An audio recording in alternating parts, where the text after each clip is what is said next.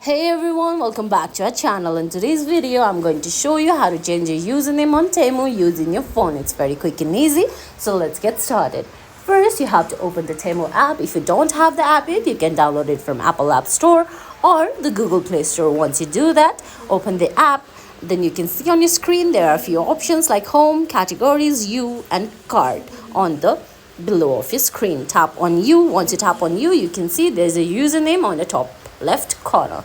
Once you tap on your username, beside your username you can see a small icon that says edit. Once you tap on that, you can see there's photo, name, bio, and gender option. You have to tap on name option and edit your username. And guys, that's how you edit your username on your Temu account using your phone. That's it. If you found this video helpful, please give it a thumbs up, leave a comment, subscribe to our channel, and hit that bell icon. See you in the next video. Thanks for watching.